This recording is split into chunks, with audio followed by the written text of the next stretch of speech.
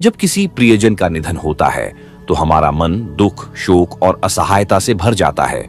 उस शरीर का अंतिम संस्कार कर हम यह मान लेते हैं कि अब सब समाप्त हो गया, लेकिन वास्तव में यह केवल शरीर का अंत होता है, आत्मा का नहीं। आत्मा न तो जन्म लेती है न मरती है, वह तो एक यात्रा पर होती है, शरीरों के माध्यम से अपने कर्मों का फल भोगने और सीखने के लिए। जब अंतिम संस्कार की चिता पर शरीर अग्नि को समर्पित होता है, तब आत्मा उस दृश्य को देख रही होती है, अपने शरीर से अलग होकर, पर फिर भी उससे बंधी हुई। शास्त्रों के अनुसार जैसे ही शरीर से आत्मा अलग होती है, वह कुछ समय तक भौतिक संसार और अपने परिजनों के आसपास रहती है। वह अपनी मृत्यु का पूरा दृश्य देखती है, अपने परिजनों का शोक, उनका विलाप, और वह क्षण जब उसके शरीर को अग्नि को सौंपा जाता है। दोस्तों, क्या आपने कभी सोचा है कि अंतिम संस्कार के बाद आत्मा हमारे बीच ही होती है? यह कोई कल्पना नहीं, बल्कि हमारे शास्त्रों और अनेक अनुभवों में इसका प्रमाण है। जब आप यह वीडियो देख रहे हैं तो सोचिए कि जो आत्मा चली गई, क्या वह आपको देख रही हो सकती है? क्या वो आपसे कुछ कहना चाहती है? क्या वो मुक्त होना चाहती है या किसी अधूरे कार्य से बंधी हुई है? अगर यह जानना चाहते हैं कि आत्मा की यह यात्रा कैसी होती है, तो इस पूरी श्रृंखला को अंत तक जरूर देखें, क्योंकि हर भाग आपको एक नए रहस्य की ओर ले जाएगा। चलिए अब आगे बढ़ते हैं इस अद्भुत यात्रा में। आत्मा के चिता को जलते हुए देखने के बाद उसमें एक विचित्र भाव आता है। वह समझती है कि उसका यह जीवन समाप्त हो गया है, पर अभी वह पूरी तरह मुक्त नहीं होती। आत्मा का मोह, उसका जुड़ाव और उसकी अधूरी इच्छाएं उसे पृथ्वी से बांधे रखती हैं। वह कभी अपने परिजनों के पास जाती है, कभी अपने घर लौटती है, कभी अपनी प्रिय वस्तुओं के पास मंडराती है, लेकिन अब उसके पास शरीर नहीं होता। वह अपनी इच्छाओं को व्यक्त नहीं कर सकती, अपनी बातों को कह नहीं सकती और अपनों को छू भी नहीं सकती। यही स्थिति आत्मा के लिए सबसे पीड़ादायक होती है। देख पा रही है, समझ पा रही है, लेकिन कर कुछ नहीं पा रही। यही कारण है कि आत्मा का यह चरण बेहद संवेदनशील होता है। मृत्यु के तुरंत बाद आत्मा को यह समझने में समय लगता है कि वह अब जीवित नहीं है। उसे लगता है कि वह बस कुछ समय के लिए सो गई है या एक स्वप्न देख रही है। पर जब वह अपने ही शरीर को चिता पर देखती है तो एक झटका सा लगता है। यह झटका आत्मा को उसके नए यथार्थ से परिचित कराता है। वो जानती है कि अब वह भौतिक शरीर में नहीं रही, लेकिन उसका मोह उसे वापस खींचता है। परिवार, संबंध, संतान, धन, जिसे उसने वर्षों तक संजोया था, अब उसी से अलग हो चुकी है। लेकिन इस बंधन को छोड़ना आसान नहीं होता। आत्मा इसी मोह के चलते बार बार उसी स्थान पर लौटती है जहां वह जीवित अवस्था में सबसे अधिक जुड़ी हुई थी। इस समय आत्मा को मार्गदर्शन की जरूरत होती है। यही कारण है कि हिंदू धर्म में मृत्यु के बाद अनेक धार्मिक विधियां की जाती हैं। श्राद्ध, पिंडदान, गीता का पाठ और अन्य कर्मकांड। ये सब इसलिए कि आत्मा को यह समझाया जा सके कि उसका जीवन समाप्त हो गया है और अब उसे आगे बढ़ना है। पर हर आत्मा इतनी सरलता से आगे नहीं बढ़ पाती। कुछ आत्माएं अपनी मृत्यु को स्वीकार नहीं कर पाती, कुछ अपने प्रियजनों के प्रति चिंता में रहती हैं और कुछ को उनका अपूर्ण जीवन चैन नहीं लेने देता। ऐसी आत्माएं उलझ जाती हैं और एक अस्थायी मध्य अवस्था में अटक जाती है, ना पूरी तरह इस लोक की ना अगले लोक की। ये आत्माएं उसी दुनिया में होती हैं जिसमें हम हैं, लेकिन हम उन्हें देख नहीं सकते।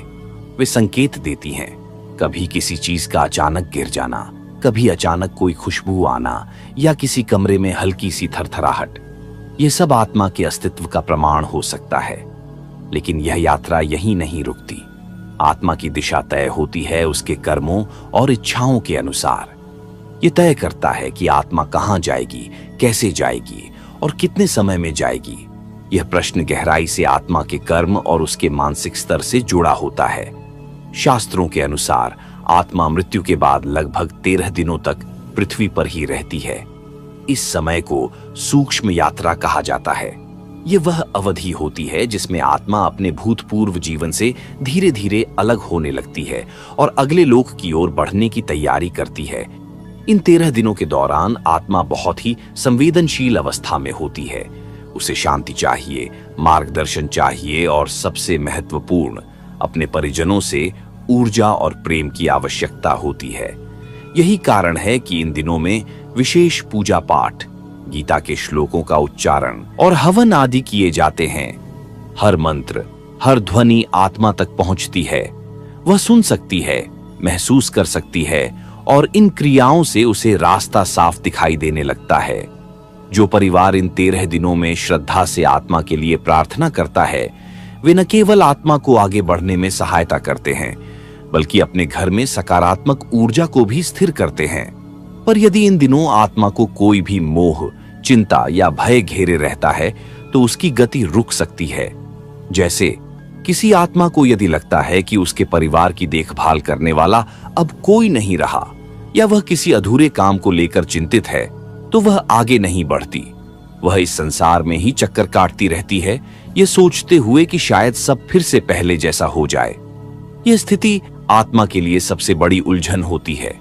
उसे समझ नहीं आता कि अब वह किस ओर जाए। अगर कोई धार्मिक कर्तव्य नहीं किए गए, तो आत्मा और भी अधिक भटक सकती है। यही वजह है कि सनातन धर्म में इन कर्मों का अत्यंत महत्व है। इन 13 दिनों के अंत में एक विशेष क्रिया की जाती है, जिसे पिंडदान कहा जाता है। यह आत्मा को भोजन और ऊर्जा देने का प्रतीक होता है, जिससे वह सूक्ष्म शरीर में शक्ति पाकर अगले लोक की यात्रा शुरू कर सके। लेकिन अगला सवाल यह उठता है कि आत्मा कहां जाती है? उसका अगला पड़ाव क्या होता है?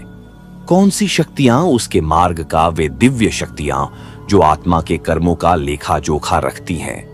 मृत्यु के बाद आत्मा अकेली नहीं होती, उसे सूक्ष्म रूप में मार्गदर्शक शक्तियां घेरे रहती हैं, जिन्हें यमदूत कहा गया है। ये कोई डरावने या हिंसक नहीं होते, जैसा अक्सर कल्पना की जाती है। ये अत्यंत अनुशासित और न्यायप्रिय होते हैं और आत्मा को उसके कर्मों के अनुसार अगले पडीडी ढव की ओर ले जाते हैं। आत्मा को एक विशेष मार्ग से होकर गुजरना पडीडी ढेता है, जिसे प्रेतयोनि मार्ग कहा जाता है। यह मार्ग साधारण नहीं होता। यह आत्मा के लिए उसकी पूरी जीवन यात्रा का पुनरावलोकन बन जाता है। आत्मा को अपने किए हुए हर अच्छे और बुरे कर्मों के दर्शन होते हैं, उनके प्रभाव, उनके परिणाम और जिन पर उन कर्मों का प्रभाव पड़ा। यह अनुभव आत्मा के लिए बहुत ही गहन और मार्मिक होता है। जो भावनाएं जीवन में छिपी रह गई थीं, वे अब सामने आती हैं। आत्मा को वह सब महसूस होता है जो उसने दूसरों को महसूस कराया था।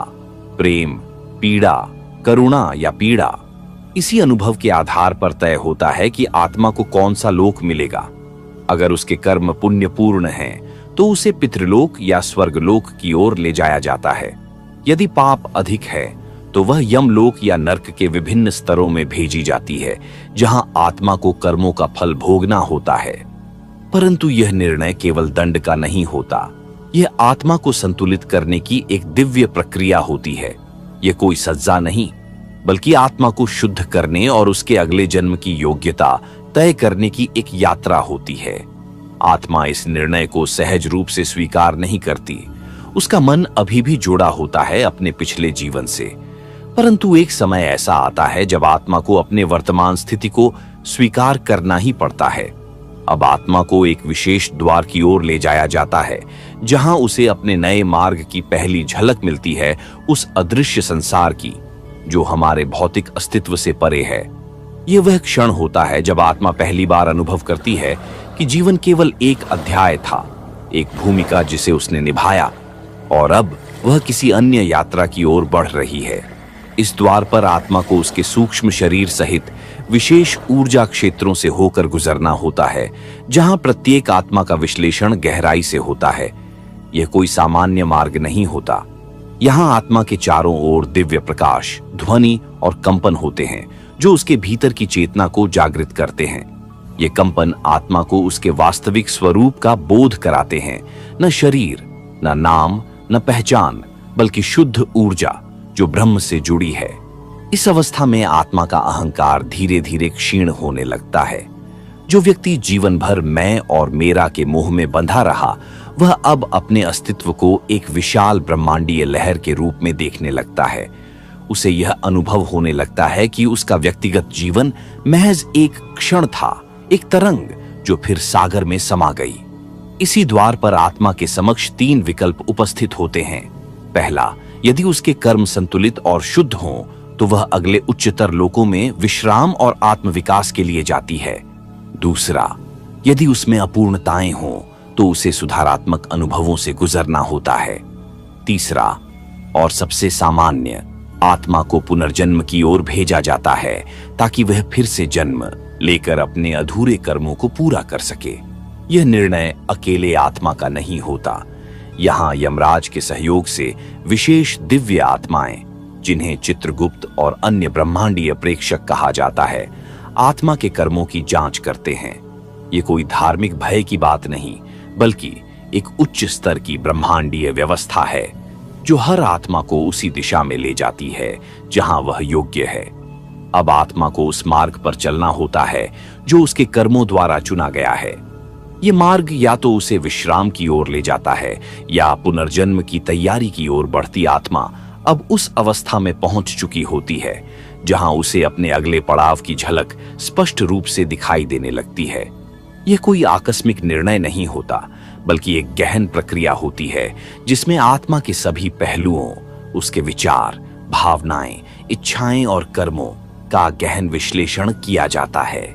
यह विश्लेषण केवल पिछले जीवन तक सीमित नहीं होता, बल्कि आत्मा के संपूर्ण यात्रा चक्र को देखा जाता है। जैसे कोई बीज मिट्टी, जल और सूर्य के अनुसार अगला रूप लेता है, वैसे ही आत्मा भी अपने कर्म संस्कारों के आधार पर अगली योनि, परिस्थिति और जीवन की दिशा प्राप्त करती है। यदि आत्मा ने पवित्र विचार, सेवा और प्रेम का मार्ग अपनाया हो तो उसे एक ऐसा जन्म मिलता है जो आत्म विकास में सहायक हो। वहीं यदि जीवन छल, क्रोध, लोभ और हिंसा में बीता हो तो आत्मा को ऐसे अनुभवों से गुजरना होता है जो उसे सुधारने का अवसर देते हैं। इस अवस्था में आत्मा पूरी तरह से चेतन होती है। उसे सब ज्ञात होता है, कहां जन्म लेना है, किस परिवार में, किन परिस्थितियों में और क्यों। परंतु जैसे ही आत्मा जन्म लेती है, यह स्मृति विस्मृत हो जाती है ताकि वह नया जीवन पूरे समर्पण के साथ जी सके। पुनर्जन्म की इस प्रक्रिया को संचित कर्म और प्रारब्ध कर्म की संज्ञा दी जाती है। संचित कर्म वह है जो आत्मा के साथ चलते हैं और प्रारब्ध कर्म वह है जो अगले जन्म में फलित होते हैं। आत्मा अपने अगले जीवन की योजना इन्हीं 2 धाराओं के अनुसार बनाती है। अब आत्मा एक ऐसी सूक्ष्म स्थिति में होती है जिसे हम आत्मिक गर्भवास कह सकते हैं। यह वह काल होता है जब आत्मा किसी गर्भ की ओर आकर्षित होती है जो उसके लिए उपयुक्त हो।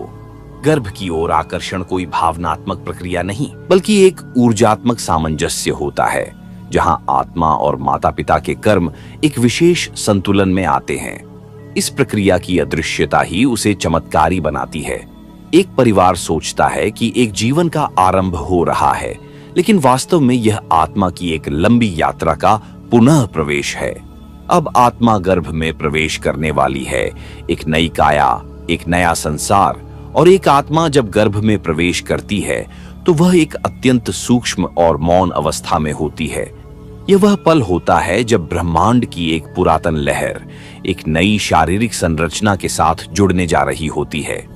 गर्भस्थ जीवन केवल शारीरिक विकास नहीं, आत्मा के लिए एक ऊर्जा कक्ष की भांति होता है जहां वह आने वाले जीवन के लिए मानसिक, भावनात्मक और आध्यात्मिक स्तर पर तैयारी करती है। गर्भ के भीतर आत्मा न केवल शिशु के मस्तिष्क और हृदय के साथ तालमेल बैठा रही होती है, बल्कि माता की भावनाओं, विचारों और आसपास की ऊर्जा को भी आत्मसात कर रही होती है।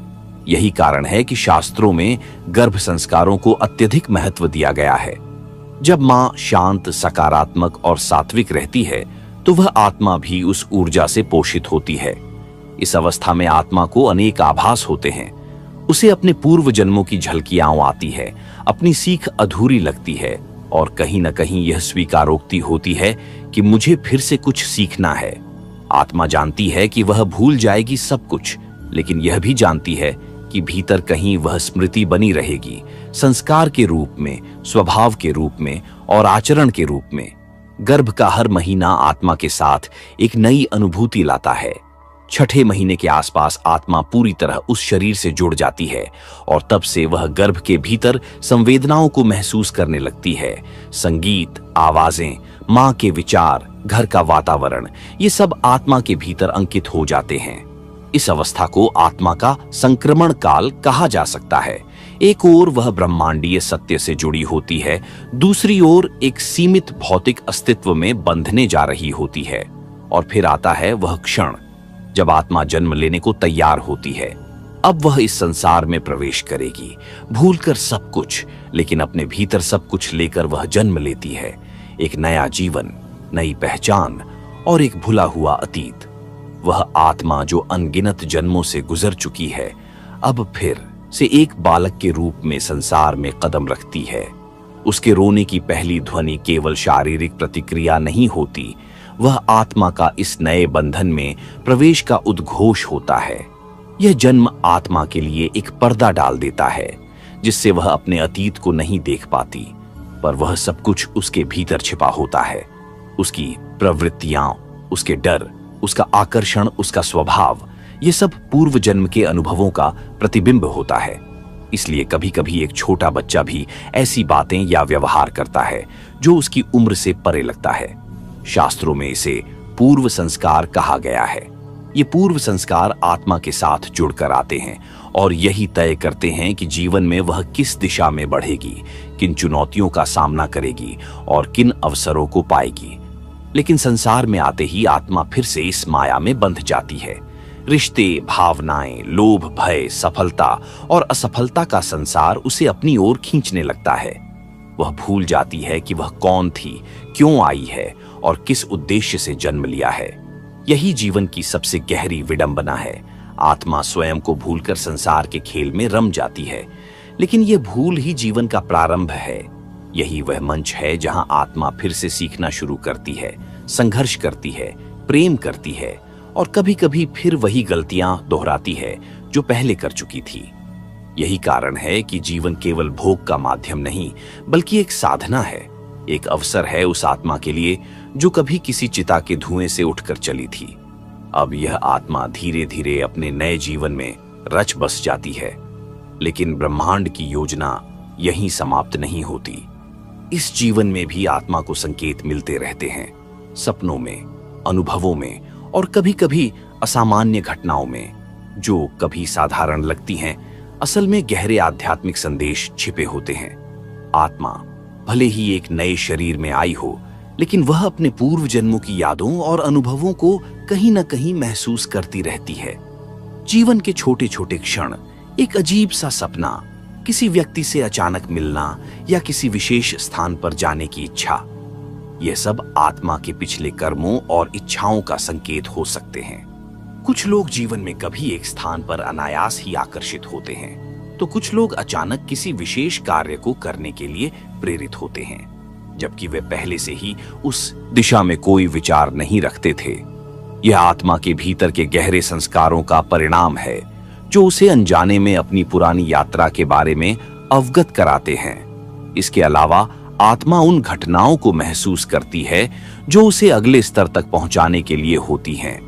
जीवन में जितनी भी घटनाएं घटती हैं, सकारात्मक या नकारात्मक, वह एक शिक्षा का रूप होती है। अगर कोई व्यक्ति बार बार कठिनाइयों से घिरता है, तो यह उन पूर्व कर्मों का परिणाम हो सकता है जिनसे उसे मुक्त होने का अवसर दिया जा रहा है। और यदि कोई व्यक्ति बिना किसी विशेष संघर्ष के जीवन में सफलता प्राप्त करता है, तो यह उसका शुभ कर्म फल हो सकता है जो उसे इस जीवन में मिल रहा है। लेकिन हर आत्मा को यह याद रखना होता है कि जीवन केवल कर्मों का फल नहीं है। यह अनुभव, यह यात्रा आत्मा की आत्मिक उन्नति के लिए है। यदि कोई आत्मा इस समझ को ग्रहण कर लेती है, तो वह जीवन के प्रत्येक पल को एक अवसर के रूप में देखती है, एक मौका जो उसे और भी बेहतर बनाने का है। कभी कभी जब कोई बड़ा जीवन परिवर्तन आता है, जैसे कि विवाह, परिवार की शुरुआत या कोई अन्य बड़ा निर्णय, तो आत्मा इस परिवर्तन को एक नए मोड़ के रूप में देखती है। यही वह क्षण होता है जब वह पुनः उस उद्देश्य को तलाशने लगती है जिसके लिए वह इस जीवन में आई थी। ऐसा महसूस होता है कि जीवन में कोई नया दिशा तय हो रहा है, परंतु यह सभी घटनाएं सिर्फ एक कड़ी का हिस्सा होती हैं। एक लंबी यात्रा की यह प्रक्रिया कभी समाप्त नहीं होती। ये जीवन के प्रत्येक पल में निरंतर बदलती रहती है, जैसे एक नदी का प्रवाह। जब आत्मा एक लक्ष्य की ओर बढ़ती है तो रास्ते में उसे नित्य नए अनुभव होते हैं जो उसे और परिपक्व बनाते हैं। कभी वह उन अनुभवों से आनंदित होती है तो कभी कठिनाइयों और संघर्षों के बीच वह सीखने का प्रयास करती है।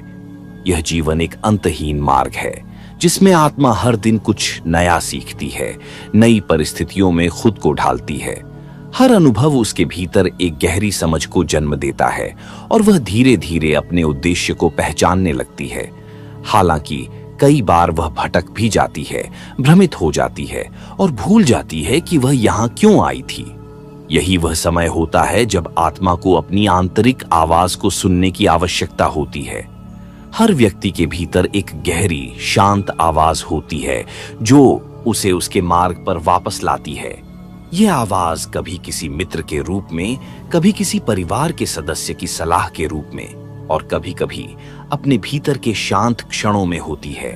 आत्मा के भीतर एक गहरी समझ होती है जो उसे यह महसूस कराती है कि उसका अस्तित्व केवल भौतिक जीवन से परे है। जीवन में जो भी घटना घटती है, चाहे वह सुखद हो या दुखद, वह सब आत्मा के विकास के लिए आवश्यक होती है। हर मोड़ पर, हर कठिनाई में वह एक नई दिशा की ओर अग्रसर होती है, बिना यह जाने कि अंत में उसे क्या मिलने वाला है। यही प्रक्रिया उसे शुद्ध करती है, उसे विकसित करती है और उसे परम ज्ञान की ओर ले जाती है। इस यात्रा में कभी कभी आत्मा को झूठी संतुष्टि, भौतिक सुखों और इच्छाओं का आकर्षण भी होता है, लेकिन जैसे जैसे वह अपनी यात्रा में आगे बढ़ती है, वह समझने लगती है कि असली संतोष भीतर से आता है। वह संतोष जो आत्मा की शुद्धता और सत्य के साथ जुड़ने से प्राप्त होता है।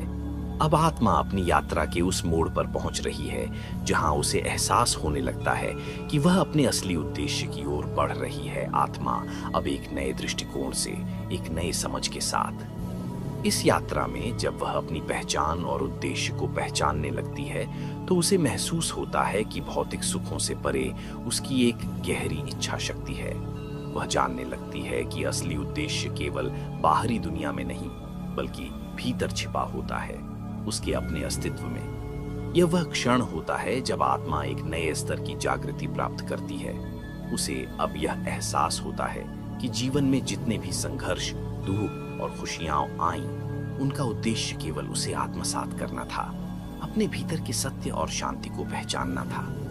इस बोध के साथ आत्मा अपने पुराने भ्रमों और आक्रोश को छोड़ने लगती है।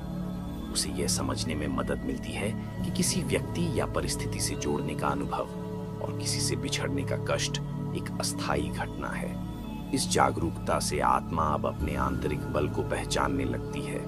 उसे पता चलता है कि वह न केवल एक शरीर है बल्कि एक शुद्ध चेतना है जो अनंत ब्रह्मा से जुड़ी है। आत्मा अब यह स्वीकार करने लगती है कि वह स्वयं के अस्तित्व से कहीं अधिक है। यह समझ उसे जीवन के हर पहलू में सामंजस्य बनाए रखने में मदद करती है। वह दूसरों के साथ अपने संबंधों को एक नए दृष्टिकोण से देखने लगती है और अहंकार, ईर्ष्या या घृणा जैसी भावनाओं से मुक्त होती जाती है। यही वह स्थिति होती है जब आत्मा को एक प्रकार का आंतरिक शांति और संतुलन प्राप्त होता है। अब वह जानने लगती है कि वह केवल अपने लिए नहीं बल्कि समग्र सृष्टि के लिए जिम्मेदार है। यह ज्ञान उसे समाज के प्रति अपनी जिम्मेदारियों को पहचानने में मदद करता है। वह खुद को हर जीव के साथ जुड़ा हुआ महसूस करने लगती है और यही उसकी यात्रा को एक उच्चतर उद्देश्य प्रदान करता है। इस अवस्था में आत्मा का जीवन पहले से कहीं अधिक गहरी शांति और उद्देश्य से भर जाता है। वह अब जीवन को बिना किसी लगाव और भय के जीने लगती है। उसे समझ आता है कि हर पल, हर अनुभव और हर व्यक्ति उसके जीवन में एक कारण से आया है और वह उन सभी का सम्मान करने लगती है। अब आत्मा का ध्यान अपने उद्देश्य को पूरा करने पर केंद्रित होता है। वह समझती है कि यह जीवन केवल एक शारीरिक अस्तित्व नहीं बल्कि एक आध्यात्मिक यात्रा है जो अंततः उसे मुक्ति की ओर ले जाएगी। वह आत्मा धीरे धीरे उस मार्ग पर जहां आत्मबोध की रोशनी उसे अंधकार से बाहर निकालती है, जब जीवन के रहस्य खुलने लगते हैं और कर्मों के गहरे अर्थ समझ आने लगते हैं, तब आत्मा भीतर से हल्की होने लगती है। वह जान जाती है कि सब कुछ क्षणिक है। संपत्ति, यश, पद, रिश्ते, ये सब केवल उसकी सीख का माध्यम थे, उसकी मंजिल नहीं। जैसे जैसे आत्मा भीतर के सत्य की ओर उन्मुख होती है, वह स्वयं में स्थिरता महसूस करती है। अब उसे बाहरी दुनिया में कुछ भी ऐसा नहीं लगता जो स्थायी हो या जिस पर टिके रहना चाहिए। वह जानती है कि सब कुछ बदल रहा है और इसी परिवर्तन के माध्यम से आत्मा को परिपक्व होना है। यह अवस्था बहुत शांत होती है, पर भीतर एक तीव्र गति से आत्मिक रूपांतरण चल रहा होता है। आत्मा अब जीवन को शिकायत की दृष्टि से नहीं, स्वीकृति की दृष्टि से देखने लगती है। वह जान जाती है कि जो कुछ भी घटा वह इसलिए हुआ क्योंकि उसे उससे कुछ सीखना था, चाहे वह पीड़ा हो या प्रेम।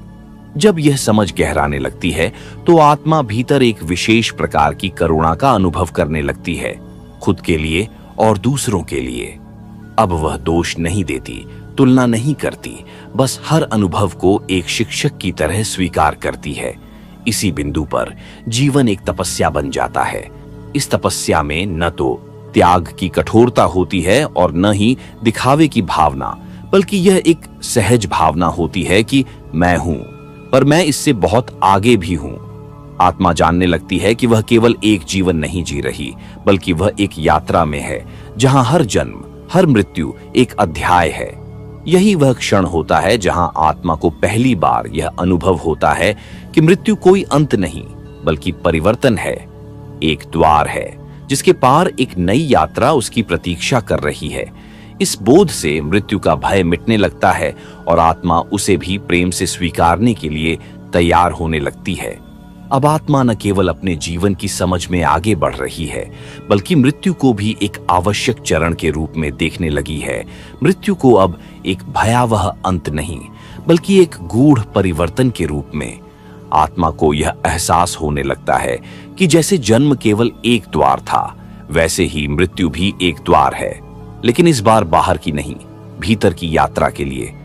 जिस क्षण आत्मा यह समझने लगती है कि मृत्यु एक अलग अस्तित्व की ओर ले जाने वाला माध्यम है, उसी क्षण वह स्वयं को जीवन से अधिक गहराई से जोड़ने लगती है। हर दिन, हर क्षण अधिक अर्थपूर्ण हो जाता है। मृत्यु की स्वीकार्यता आत्मा को भयमुक्त बना देती है, और जब भय समाप्त होता है तभी जीवन वास्तव में शुरू होता है। अब आत्मा मृत्यु की ओर एक खोज की भावना से देखती है, न कि एक संकट की भावना से। वह जानने को उत्सुक होती है कि उस पार क्या है और क्या वहां भी चेतना, प्रेम और ऊर्जा का कोई रूप है। आत्मा यह महसूस करने लगती है कि मृत्यु सिर्फ शरीर की समाप्ति है, आत्मा की नहीं। योग, ध्यान और आत्मनिरीक्षण के अभ्यासों से आत्मा धीरे धीरे अपने भीतर उतरने लगती है। उसे सूक्ष्म ऊर्जा का अनुभव होने लगता है जिसे वह कभी महसूस नहीं कर पाती थी जब वह केवल बाहरी दुनिया में व्यस्त थी। अब वह अपने भीतर के मैं को देखती है, वह मैं जो न कभी जन्मा था न कभी मरेगा। इसी अवस्था में आत्मा को अपने जीवन की पूर्णता का बोध होता है। उसे यह लगने लगता है कि अब वह बहुत कुछ सीख चुकी है, अनुभव कर चुकी है और उसकी यात्रा एक निर्णायक मोड़ की ओर बढ़ रही है। यह बोध उसे और भी शांत, विनम्र और गहरे प्रेम से भर देता है। आत्मा अब जीवन के अंतिम पड़ाव की ओर स्वयं को तैयार करने लगती है। न कोई घबराहट, न कोई पछतावा, सिर्फ एक सहज प्रतीक्षा।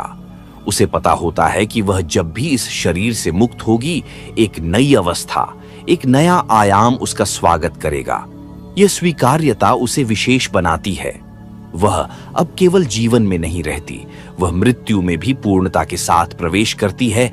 आत्मा जब मृत्यु के द्वार से उस पार, तो वह अनुभव करती है एक अलौकिक शांति, एक ऐसी शांति जिसे शब्दों में व्यक्त नहीं किया जा सकता। शरीर जो अब तक उसका वाहन था, वहीं छूट जाता है और आत्मा जो अदृश्य थी, अब मुक्त होकर एक नई ऊर्जा में प्रवेश करती है। यह वह क्षण होता है जब आत्मा पहली बार पूर्ण रूप से अपने वास्तविक स्वरूप को पहचानती है। अब न कोई रूप है, न सीमा, न कोई देह का बंधन, केवल चेतना है, निर्मल, शुद्ध और स्वतंत्र। आत्मा अब अपने पिछले जीवन की घटनाओं को जैसे एक चलचित्र की भांति देखती है। कहां उसने सही किया, कहां भटक गई, किन कर्मों ने उसे ऊपर उठाया और किन से उसे सीख मिली। यह दृश्य केवल आकलन के लिए नहीं होता, यह आत्मा के आगे की यात्रा तय करने का आधार बनता है। इसी अवस्था में आत्मा का पुनर्मूल्यांकन होता है, कर्मों का, भावनाओं का और उसके द्वारा की गई प्रत्येक क्रिया का। कोई दंड नहीं होता, कोई न्यायालय नहीं बैठता, केवल आत्मा स्वयं ही अपने सामने खड़ी होती है, अपने हर कर्म का साक्षी बनकर। और फिर निर्णय आता है कि क्या वह मोक्ष के योग्य है या फिर किसी अधूरी यात्रा को पूरा करने के लिए पुनः लौटेगी। यदि आत्मा पूरी तरह से शुद्ध हो चुकी होती है तो वह आगे बढ़ती है, एक और सूक्ष्म आयाम की ओर, जहां केवल प्रकाश और चेतना का विस्तार होता है। और यदि कुछ शेष रह जाता है तो आत्मा को पुनर्जन्म का विकल्प दिया जाता है। यह निर्णय भी जबरन नहीं होता, आत्मा स्वयं उस आवश्यकता को स्वीकार करती है। यह प्रक्रिया कोई स्वप्न नहीं बल्कि एक अत्यंत गहराई वाला अनुभव होता है। आत्मा जानती है कि यह कोई अंत नहीं, यह तो एक और संक्रमण है। अब आत्मा उस द्वार पर खड़ी है जहां से या तो उसे अगले आयाम में प्रवेश करना है या फिर संसार में लौटना है। कुछ अधूरे कार्यों को पूर्ण करने के लिए आत्मा यदि संसार में लौटने का निर्णय लेती है तो यह निर्णय केवल उसके अधूरे कर्मों के कारण नहीं होता, बल्कि उस भीतर की गहराई से उठी एक स्वीकृति से होता है।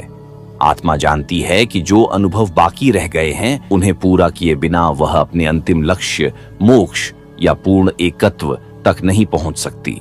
इस अवस्था में आत्मा को अगला जीवन कैसे होगा, कौन से संबंध उसमें होंगे, किस प्रकार के अनुभव मिलेंगे, इन सब का गहरा खाका दिखाया जाता है। लेकिन यह सब जबरन नहीं, बल्कि आत्मा स्वयं इसे देखती है और समझती है कि किस परिस्थिति में जाकर वह अपने कर्मों का समर्पण और समाधान कर सकती है। पुनर्जन्म की योजना बनती है, पर वह केवल कर्मों के आधार पर नहीं होती, बल्कि आत्मा की अंतरात्मा और चेतना की गहराई भी इसमें भाग लेती है। किस माता पिता के माध्यम से जन्म लेना है, किस देश, संस्कृति, परिस्थिति में आना है, ये सब निर्धारित होते हैं। ये सब इसलिए नहीं कि आत्मा को कोई सजा मिल रही है, बल्कि इसलिए कि वह सीख सके, उन्नति कर सके और अपने अधूरे संकल्पों को पूर्ण कर सके। आत्मा को यह भी बताया जाता है कि आने वाला जीवन आसान नहीं होगा। कभी रिश्तों की परीक्षा होगी, कभी शरीर की दुर्बलता, कभी भावनाओं की उलझने, लेकिन उन सभी के पीछे एक उद्देश्य छिपा होगा, आत्मिक विकास का। यही वह बिंदु है जहां आत्मा पुनः उस संसार की ओर देखती है जिसे वह अभी अभी छोड़कर आई है। लेकिन अब दृष्टि बदल चुकी होती है। अब उसमें एक गहराई, एक समझ और एक भीतर से उत्पन्न सहमति होती है। वह लौटने के लिए तैयार होती है, ये जानते हुए कि यह एक नई शुरुआत होगी, लेकिन साथ ही एक जारी रह चुकी यात्रा का अगला अध्याय भी। पुनर्जन्म अब केवल एक देह धारण करना नहीं, बल्कि चेतना का प्रयोगशाला बन जाता है, जहां आत्मा फिर से अपने आप को पहचानने निकलेगी, अलग परिस्थितियों, अलग नाम, अलग पहचान में। अब आत्मा धीरे धीरे उस सुरंग की ओर बढ़ती है जिससे होकर वह फिर एक नवजीवन की ओर प्रविष्ट करेगी। आत्मा उस सूक्ष्म सुरंग में जहां समय, स्थान और देह की सीमाएं विलीन हो जाती हैं। यह वह अवस्था होती है जहां आत्मा पुनर्जन्म की प्रक्रिया में प्रवेश करती है, लेकिन यह प्रवेश अचानक या असंवेदनशील नहीं होता। यह गहरे ध्यान और सौम्यता से भरा होता है। इस अवस्था में आत्मा अब धीरे धीरे भौतिक जगत की ओर खींचने लगती है। जैसे जैसे वह उस परिवार के समीप आती है जहां उसका जन्म होना है, वह ऊर्जा के स्तर पर उन लोगों की भावनाओं, विचारों और संस्कारों को अनुभव करने लगती है जिन माता पिता के माध्यम से आत्मा जन्म लेगी। उनका कर्म, उनकी प्रवृत्तियां और उनके बीच की भावनात्मक स्थितियां आत्मा के अगले जीवन को आकार देने में भूमिका निभाती है। आत्मा इस सब को जानती है, समझती है और उसके अनुरूप स्वयं को ढालने लगती है।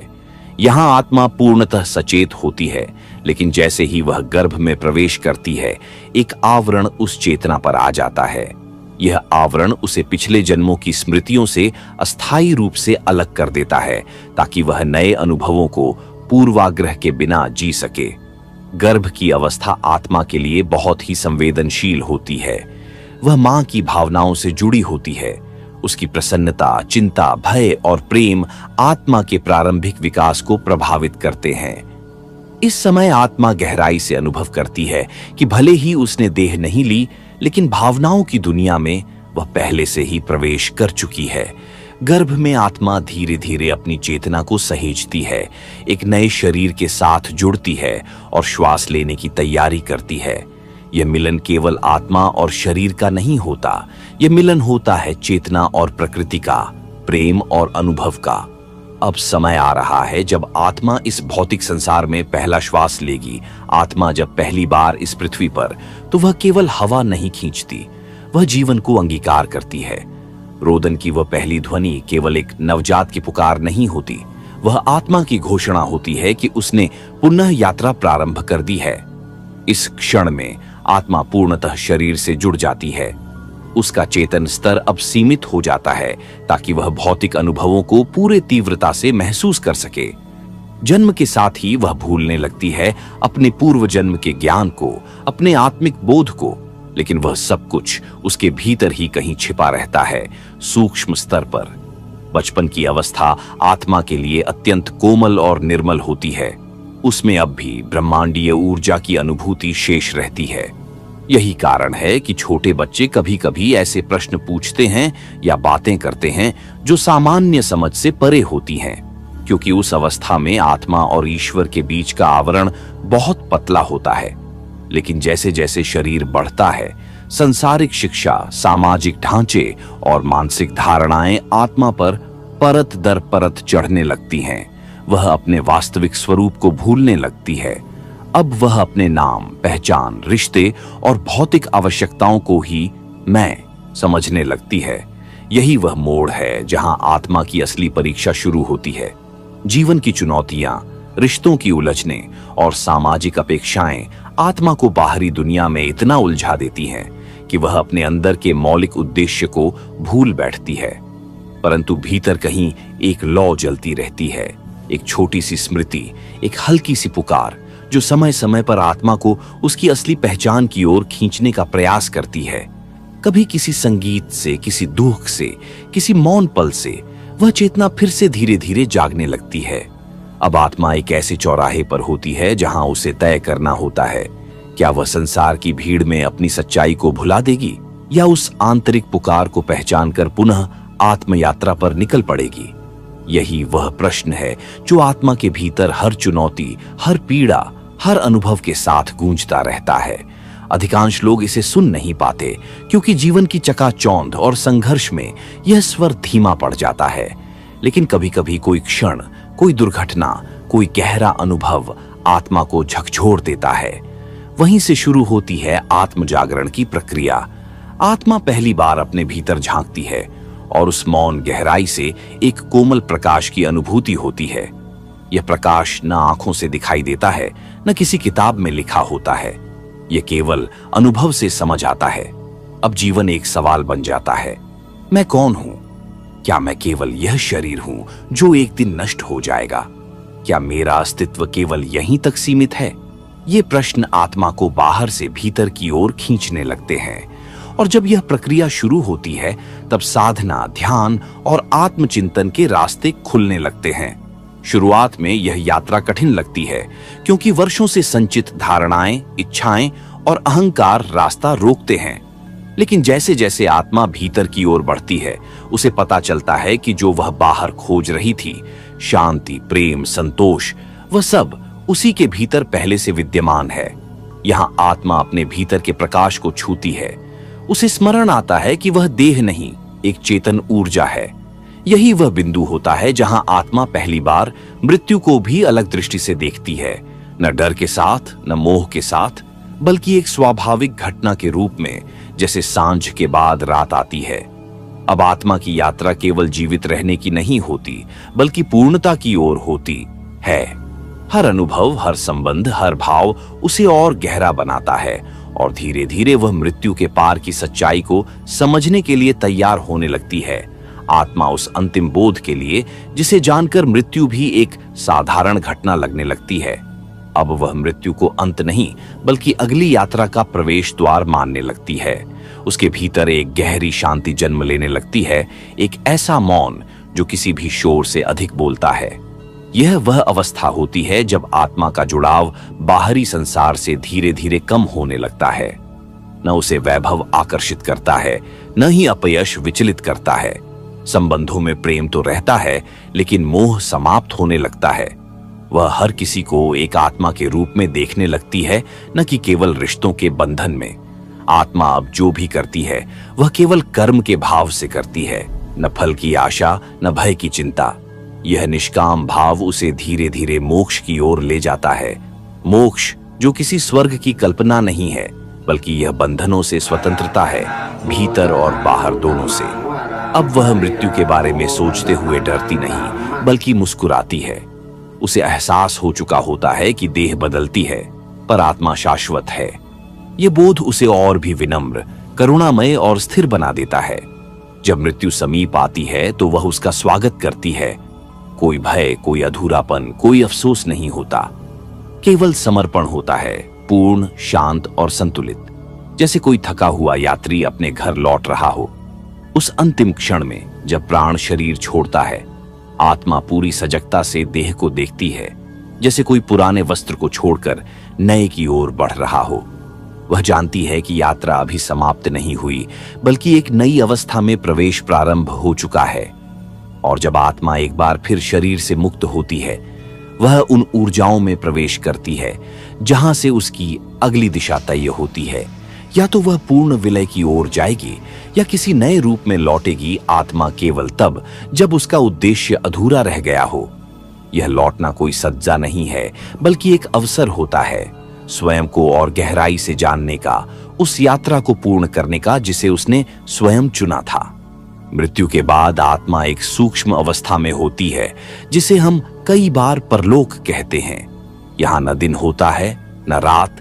यहाँ केवल चेतना होती है, निर्विकार लेकिन जागरूक। आत्मा इस समय अपने बीते जीवन की समीक्षा करती है। न कोई उसे दोष देता है, न प्रशंसा करता है। केवल सत्य होता है और आत्मा स्वयं अपने कर्मों का साक्षी बनती है। यही वह क्षण होता है जब आत्मा अपने जीवन की सारी घटनाओं को एक उच्च दृष्टि से देखती है। उसने किसे चोट पहुंचाई, कहां उसने प्रेम किया, कहां वह डर गई और कहां वह सच के साथ खड़ी रही। यह समीक्षा उसे यह समझने में सहायता करती है कि अगले जन्म में क्या अनुभव आवश्यक होंगे, जिससे वह और अधिक विकसित हो सके। कभी कभी आत्मा का अगला जीवन उसके ही पिछले जीवन में किए गए संकल्पों पर आधारित होता है, जैसे अधूरी सेवा, असमाप्त साधना या अपूर्ण प्रेम। यह निर्णय कोई बाहरी सत्ता नहीं लेती।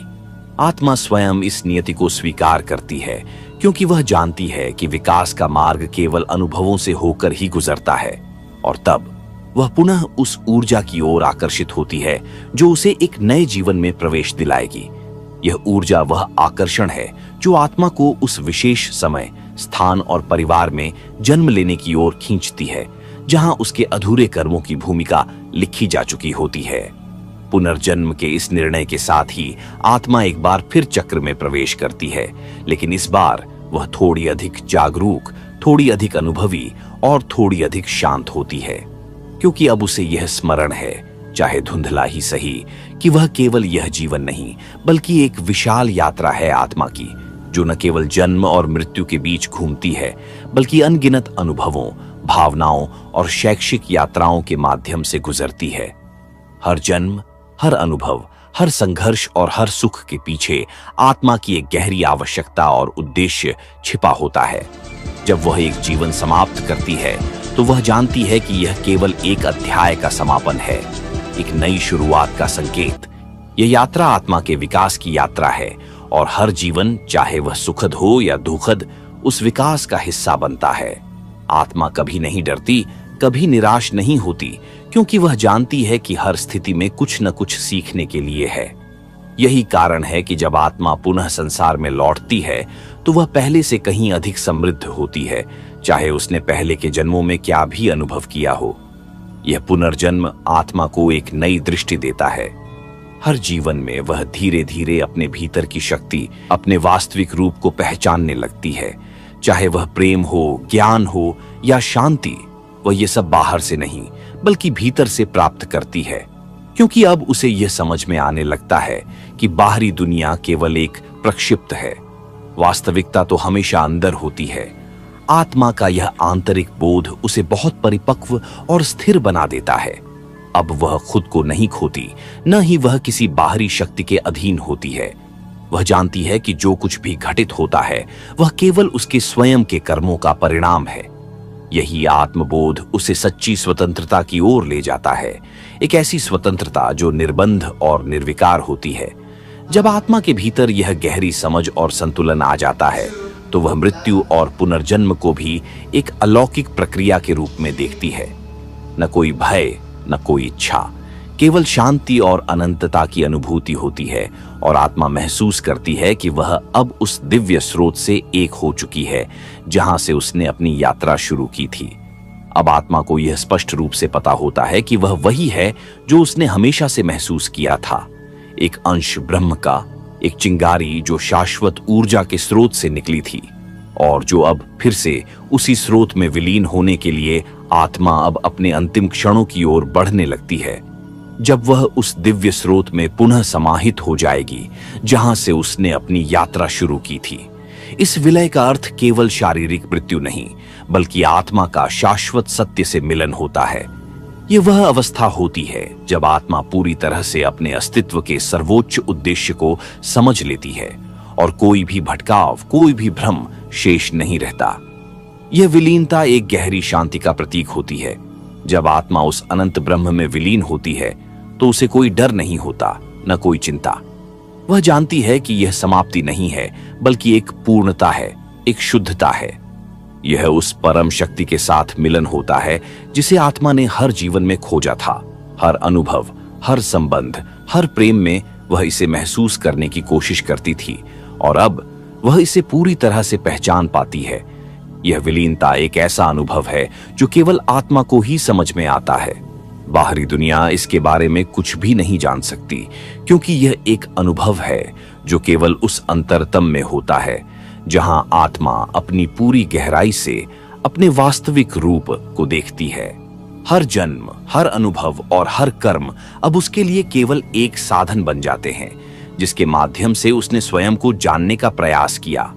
आत्मा अब अपने समस्त बंधनों से मुक्त हो जाती है। वह अब देह और मानसिक संरचनाओं से परे एक शुद्ध चेतना के रूप में अस्तित्व में होती है।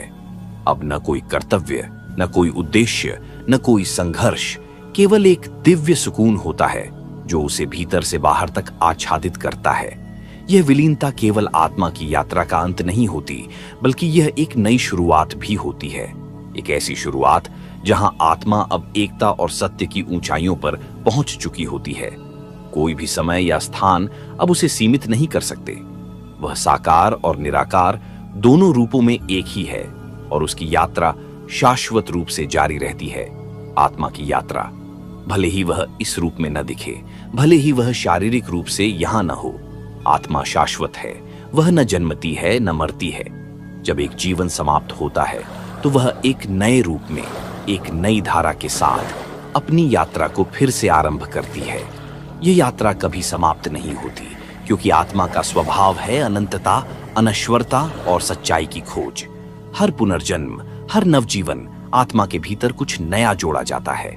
जैसे एक कलाकार अपने काव्य में हर शब्द और वाक्य के साथ अपने अनुभव जोड़ता है, वैसे ही आत्मा हर जीवन में नए अनुभव, ज्ञान और समझ जोड़ती जाती है। इस प्रक्रिया में वह अपने आत्मिक पथ पर और अधिक सशक्त बनती है। यह यात्रा केवल एक भौतिक जन्म और मृत्यु का खेल नहीं है, बल्कि यह एक निरंतर आत्म खोज है। आत्मा अब जान चुकी है कि वह इस संसार से परे है और जीवन में जो कुछ भी घटित होता है वह केवल उसकी यात्रा के अगले चरण का हिस्सा है। जब आत्मा इस गहरी समझ में पहुंच जाती है तो वह इस संसार की व्यावहारिक और भौतिक सीमाओं से पूरी तरह मुक्त हो जाती है। वह अब न किसी चीज के प्रति आसक्त होती है, न किसी अनुभव से बंधी रहती है। वह केवल उस सर्वोच्च सत्य की ओर अग्रसर होती है जो उसे इस जीवन के अनुभवों से भी कहीं अधिक विशाल और पूर्ण दिखाई देता है। यही वह अवस्था है जब आत्मा पूरी तरह से आंतरिक शांति और संतुलन को प्राप्त करती है। उसे अब कोई मोह नहीं है, न कोई भय। वह प्रत्येक क्षण को उसी रूप में स्वीकार करती है जैसा वह है। संसार की उत्पत्ति और विनाश से परे आत्मा आत्मज्ञान और साक्षात्कार के मार्ग पर अग्रसर होती है और उसकी यात्रा अब केवल सत्य और दिव्यता की ओर होती है। यह यात्रा निरंतर चलती रहती है और आत्मा के लिए हर जन्म एक नए अनुभव की शुरुआत होती है। इस यात्रा में उसे जो कुछ भी मिलता है वह उसे समझने और आत्मसात करने का प्रयास करती है। आत्मा हर जीवन में अपने सत्य को खोजने का और हर जन्म में वह एक नया दृष्टिकोण प्राप्त करती है। जैसे एक नदी हमेशा अपने लक्ष्य की ओर बहती रहती है, आत्मा भी हर अनुभव के साथ अपने उद्देश्य की ओर बढ़ती जाती है। वह यह जान चुकी है कि कोई भी यात्रा अंतहीन नहीं होती, बल्कि यह एक निरंतर प्रक्रिया है, एक ऐसी यात्रा जिसमें हर क्षण आत्मा को और अधिक गहरे में प्रवेश करने का अवसर मिलता है। हर जीवन के साथ आत्मा अपनी अंदर की शक्ति और दिव्यता को पहचानने लगती है। पहले वह बाहरी संसार को अपनी पहचान समझती थी, लेकिन धीरे धीरे वह यह समझने लगती है कि उसका असली रूप तो भीतर छिपा हुआ है। बाहरी दुनिया केवल एक आरा है जिस पर वह अपने अनुभवों का पैटर्न बनाती है, लेकिन सच्चाई तो उसके भीतर के विशाल आकाश में बसती है। जब आत्मा इस गहरे सत्य को समझती है तो वह अब किसी बाहरी पहचान या सफलता के पीछे नहीं भागती। न वह किसी वस्तु, न किसी व्यक्ति, न किसी रिश्ते में अपने अस्तित्व का आधार ढूंढती है। अब वह जानती है कि उसका अस्तित्व किसी बाहरी वस्तु पर निर्भर नहीं है, बल्कि वह स्वयं अपने भीतर समस्त शक्ति और शांति का स्रोत है। इस साक्षात्कार के बाद आत्मा का जीवन और भी सुसंगत हो जाता है। वह न किसी स्थिति से घबराती है, न किसी चुनौती से विचलित होती है। वह जानती है कि हर अनुभव उसे उसकी आत्मिक यात्रा के एक और कदम पर अग्रसर करता है। हर सुख, हर दुख, हर सफलता और हर विफलता, ये सभी केवल जीवन के मार्गदर्शक हैं जो आत्मा को अपनी गहरी सच्चाई की ओर ले जाते हैं। इस अवस्था में आत्मा पूरी तरह से मुक्त होती है, स्वयं से, संसार से और सभी प्रकार की सीमाओं से। वह अब अपनी वास्तविकता को पूरी तरह से अनुभव करती है और जानती है कि वह स्वयं एक अंश है उस अनंत ब्रह्म का जो हर कहीं विद्यमान है। अब उसके जीवन में कोई असंतोष नहीं है, न कोई अधूरी इच्छा, केवल शांति, संतोष और दिव्यता है। यह शांति और संतोष अब आत्मा का स्थायी स्वभाव बन जाते हैं और वह हर स्थिति में वही शांति बनाए रखती है। जीवन उसके लिए अब एक खेल नहीं रह जाता, बल्कि यह एक गहरी समझ और साक्षात्कार का मार्ग बन जाता है जो उसे हर कदम पर एक नए सत्य से परिचित कराता है, आत्मा को स्वयं के उस अदृश्य रूप से जो शाश्वत और अडिग है। अब आत्मा पूरी तरह से समझ चुकी होती है कि जीवन केवल एक यात्रा है जिसमें उसे केवल एक ही उद्देश्य पूरा करना है, अपनी पूर्णता और दिव्यता को पहचानना। वह समझ जाती है कि सच्ची मुक्ति बाहर नहीं बल्कि भीतर है, और जब आत्मा इस सत्य को पूरी तरह से ग्रहण करती है तो वह हर अनुभव को आत्मज्ञान की ओर एक कदम और बढ़ने के रूप में देखती है। यह पूर्णता एक गहरी शांति का प्रतीक होती है। अब आत्मा किसी भी भ्रम, झंझट या विषाद से मुक्त होती है। वह किसी भी बाहरी स्थिति को अपने भीतर के शांति के स्तर को प्रभावित करने का कारण नहीं मानती। हर परिस्थिति, चाहे वह सुखद हो या दुखद, अब केवल एक अस्थायी घटक होती है जो आत्मा की स्थिरता और शांति को छिन्न भिन्न नहीं कर सकती। जब आत्मा पूरी तरह से जागृत हो जाती है तो वह उस अनंत शांति के स्रोत से जुड़ जाती है जो सच्चे अस्तित्व का प्रतीक है। यहां से उसकी यात्रा अब किसी अगले जन्म या पुनर्जन्म की ओर नहीं होती, बल्कि यह शांति और दिव्यता का एक स्थिर रूप बन जाती है जो असीम और अनंत है। यह आत्मा की अंतिम अवस्था होती है, विलय, आत्म साक्षात्कार और परम शांति की अवस्था। अब आत्मा को हर अनुभव का उद्देश्य स्पष्ट रूप से दिखता है। वह समझ जाती है कि उसने जो कुछ भी जीवन में किया वह सभी घटनाएं उसे इस यात्रा में आगे बढ़ने के लिए ही हुई।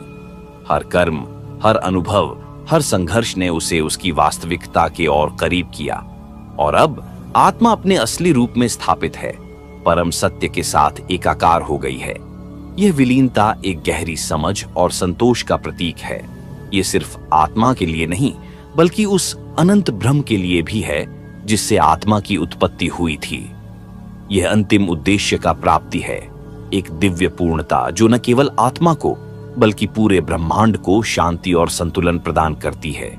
यह यात्रा अब समाप्त होती है, लेकिन शाश्वत सत्य और प्रेम का प्रकाश हमेशा बना रहता है।